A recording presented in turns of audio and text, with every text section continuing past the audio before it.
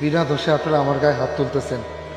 আমি গরিব মানুষ, আমি সহ্য করতেছি, উপরওয়ালা কিন্তু সহ্য করবে না, কথাটা মনে রেখেন। এই আল্লাহ কি শুধু তোর সাথেই আছে, আমাদের সাথে নাই? আর তোর সাহস হইল কিভাবে? তোর সাহস দেখে না আমি অবাক হয়ে যাচ্ছি। এত মার খাওয়ার পরেও এখন পর্যন্ত তুই আমার মুখে মুখে তর্ক করছিস। ভাইয়া, ওকে এভাবে ছেড়ে দেওয়া যাবে না। ওর এমন অবস্থা করো নিজের পায়ে যেন দাঁড়াতে না পারে।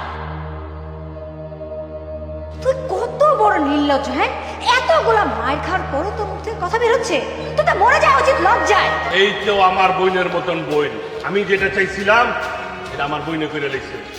আমার বইনে তোর আটটারে পিছিয়ে লাগছে। এই কাজটা করার কথা ছিল আমার, এটা আমার বোন, তোর মনে রাখতে হইব। এইটা তো জাস্ট আমরা দুই ভাই বোনের টেইলার দেখাইছি। নেক্সটে যদি তুই কোনো চিন্তা করস তাহলে বুঝবি কত গমে কত আড়া। এই তোর আয় পর।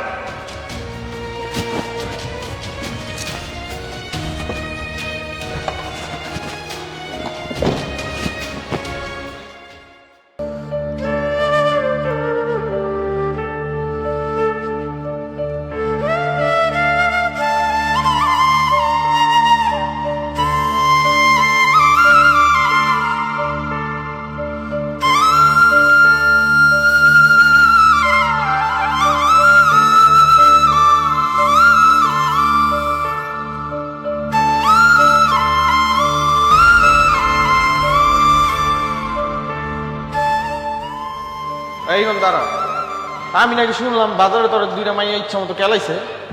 হ্যাঁ ভাই, আপনি যা শুনছেন ঠিকই শুনছেন, আমার এই দুইটা মেয়ে ইচ্ছা মতো মারছে। আচ্ছা ভাই, গরিব মানুষ হয়ে জন্ম নিচ্ছে বলে কি মানুষজনের হাতে মার খাবো? এই যে মহল্লায় 3টা বছর আমি ফলের ব্যবসা করতেছি, কোনোদিন শুনছেন কোনো মানুষ বলছে আমি আমার ফলে ফরমালিন মিশাইছি? কেউ কোনোদিন বলছে শুনছেন? কিন্তু এই দুইটা মেয়ে হুটহাট করে কোত্থেকে এসে আমারে মারধর করে চলে গেছে। আমি যখন তাদের মার সহ্য করতে না পারছি তখন আমি তাদের দুইটা থাপ্পড় মারছি। আর দুইটা থাপ্পড় মারার পরে ভাই ওর লোকজন নিয়ে আমার ভাই এসে কি মারছে, আমার মারছে। আমি গরিব মানুষ, আমার চিকিৎসা করার মতো টাকা পয়সা নেই। আমি কিভাবে সংসার চালাইতেছি, কিভাবে নিজে চলতেছি সে একমাত্র আমি জানি। আমি হাসপাতালে গেছিলাম, ডাক্তার কি করছে জানেন? আমার এই হাতের হাড্ডি ভেঙে গেছে, অপারেশন করাইতে নাকি 10-12 হাজার টাকা লাগবে। আমি এতগুলো টাকা কেমন কোথায় জোগাড় করবো? দুইটা মেয়ে মানুষ, আমার প্রতি একটু দয়া মায়া কিছুই হইলো না। আমার একটা কথা শুনে ভালো লাগছে, তুই যদি দুইটা মায়ের লোক প্রতিবাদ করছস, এটা শুনে আমার খুব ভালো লাগছে। মারছে বেশ ভালো কথা, আমি মনে করছি ঝামেলাটা এই জায়গায় মিটে যাবে। তার ভাই লোকজন নিয়ে এসে আমার ইচ্ছা মতো মারছে, আমার রড দিয়ে মারছে, রড দিয়ে বেরিয়েছে ইচ্ছা মতো, মুখে হাতে পায়ে যেখানে খুশি সেখানে মারছে। আমি তো গরিব মানুষের ভাই, আমার তো কেউ নাই, একা মানুষ।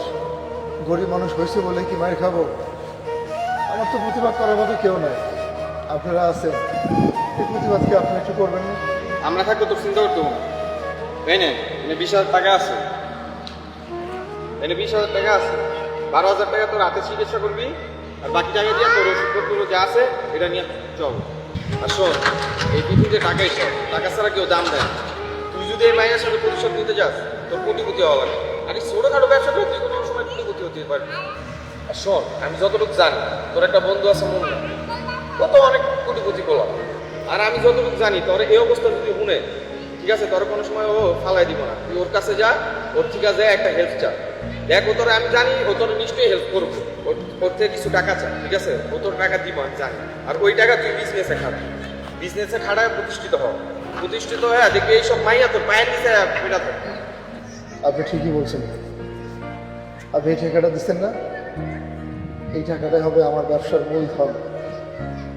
আমি হাতের চিকিৎসাটা করি, হাতের চিকিৎসা করার পর আপনি কথা দিতেছি এই সমাজে প্রতিষ্ঠিত হওয়ার জন্য আমাকে যত কষ্টই হোক, যত পরিশ্রমী হোক, আমি ধরব।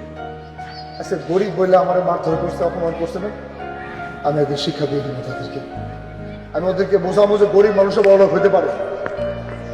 আর মুন্নার কথা কইছেন না, মুন্না যদি জানতে পারে যে আমারে কিছু মানুষজন মারধর করছে, ও তো সহ্য করতে পারবো না। তবে মুন্নার কাছ থেকে কিছু টাকা পয়সা আমি ধার নিই, ও আমার টাকা পয়সা সাথে আমি নেই। আমি বলছি যে আমি যেভাবে ব্যবসা করতেছি আমি সেইভাবে চলতে পারবো, কিন্তু এই টুকিটাকি ব্যবসা করে প্রতিষ্ঠিত হওয়ার মতো কোনো রাস্তা নাই। আমি মুন্নার কাছে যাবো, মুন্নারে সব কিছুই বলবো। এই টাকাটা দেওয়ার জন্য আপনাকে অসংখ্য ধন্যবাদ। আমি আপনার কাছে ঋণী হয়ে থাকি।